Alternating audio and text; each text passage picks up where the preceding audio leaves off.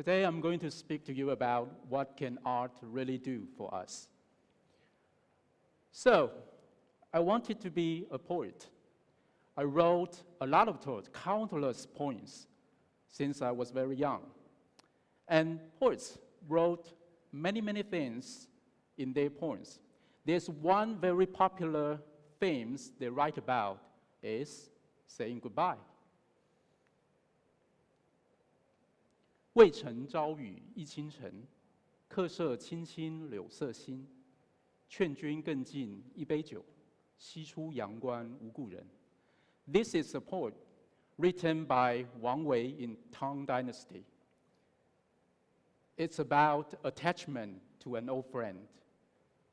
He wrote this to a friend who was sent to the West as the ambassador of Tang Dynasty. So, for when out in the West, no acquaintance will be seen.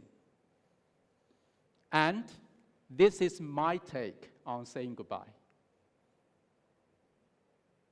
If you allow me to indulge myself for reading the English version of these poems I wrote when I was 17 years old. Immersed in the sunset, you came along with the night. Swinging in the breeze, my long shadow, so was my mind. How I wish the connection might transcend through time, as long as sun shines. Overwhelmed, however, the solitudes scattered wide. Bathing as we swam, running to excite, drinking joyfully, innocent and blind. Bamboo a forest, memories flourish. Those countless yesterdays came into sight, all transformed into a flying myna. The feathers glow, red and fiery, like a phoenix gliding by. So like Wang Wei, I also wrote about attachment to my old friends. Okay, first of all, this is a poem I wrote for when I was about to graduate from my senior high school. Okay, I was proposed by the class, say, Roger, can you write a poem for a memorial for us? So I wrote this. Again, like Wang Wei, I wrote about the attachment, the old memories to my classmates, to my high school friend, but also like a phoenix looking forward into the future and hope we can have a bright prospect when we graduate. And indeed, every time I read about these poems I wrote, all those feelings expressed through these words and language. And I studied computer science for my PhD. To me, writing poems is almost like performing a compression algorithm. Okay? You compress all the feelings and emotions into these few lines of sentences. And every time you read it out, all those memories, emotions, feelings, again, get decompressed. So, in order to express your ideas and feelings, you need a medium. Okay? And in fact, words and language used as a medium to express feelings and ideas appears much later in human civilizations. Okay? These things are produced by our ancestors thousands of years ago. Some of them more than 10,000 years ago. Appears much earlier than words and language. But in any case, if we look at all the words related to arty or started with arty, for example, artificial, artifacts, article, artistry, arty actually means man-made. Indeed, out of all the living things in the world, all the living things can produce, but only human beings are able to create. And the process to create something, we call them craft. Okay? The process of the creation, we call them craft. So, since 2018, we have been fortunate enough to cooperate with some crafting masters in local Suzhou.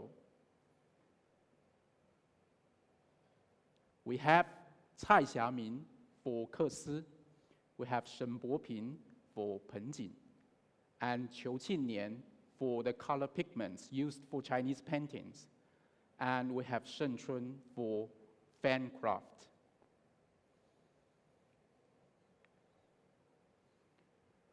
Let's start with the story of Kesi.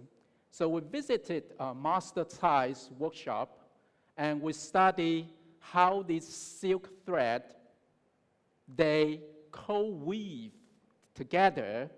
Very, very simple mechanism, lasted for thousands of years without too much change, without too much even like innovations. This simple technique, cross-weaving, going vertical then horizontal, still practiced in today's Kesi workshop. And we found these repetitive motions are strikingly similar to what computer can do. Okay? If we have to name one thing that computer does much better than human being, that must be repeatedly doing something for millions times, billions of times without feeling too much tiring. So we wrote some small program and we try to mimic the Kesi cross-weaving mechanism. And we end up something like this.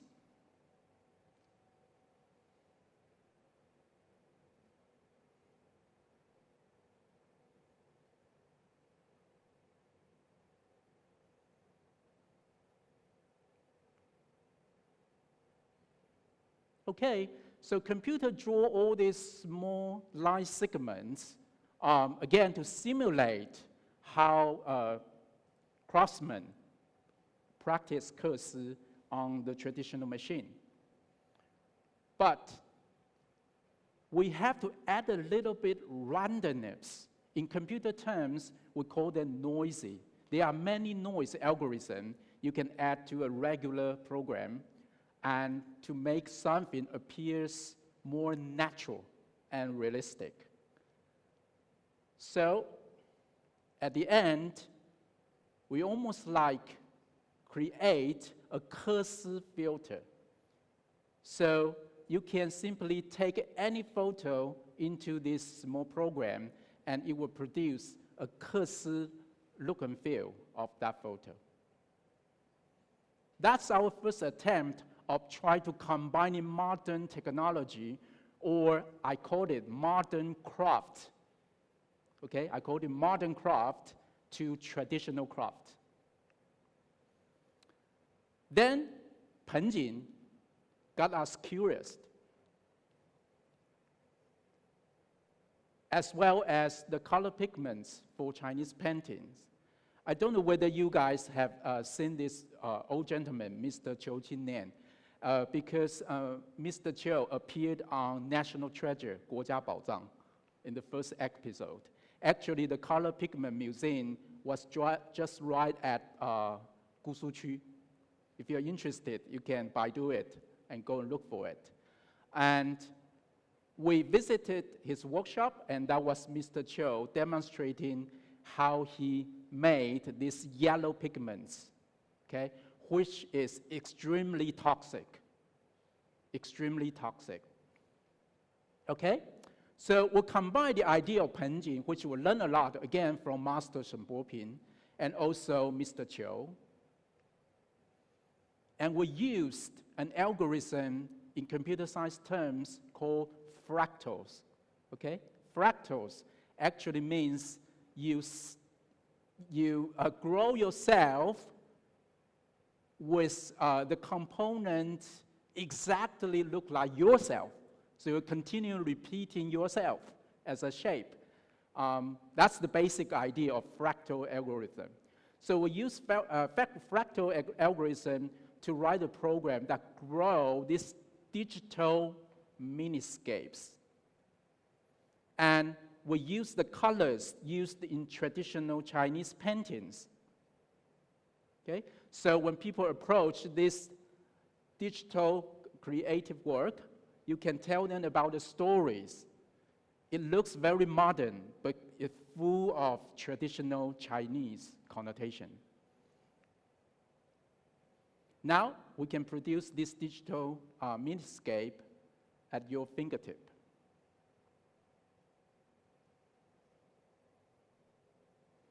All generated with the programs we wrote.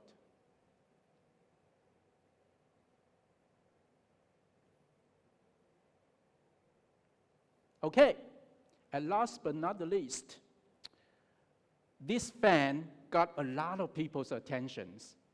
Again, we try to combine modern craft and traditional craft. We integrate modern folding techniques to the traditional Chinese folding fan. We use predefined, carefully calculated patterns to print on the fan face, so when we hand folded it, we will make at least mistake as we can. Okay? And at the end, we produce a folding fan with a modern touch. And because of the folding mechanism or the folding structure, we are even able to incorporate some architectural elements of Suzhou onto the fan face. After the student finished the project, we continue work on this, and then we had this brilliant story, which has been already shared a lot among XJTLU. Students working with Master Sheng Chun to produce this fan. This photo was taken at the Louvre in Paris.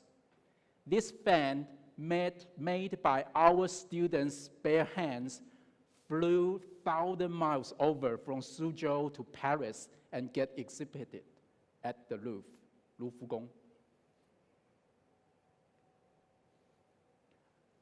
Next year, we'll continue recruiting more students to bring even more innovations. We try to combine paper carving techniques to produce this, second version of fan face. Therefore, we can reduce the weight and the thickness of the fan face, and we can integrate it with the fan frame more nicely. And in working with all these crafting masters, we noticed that during that crafting process,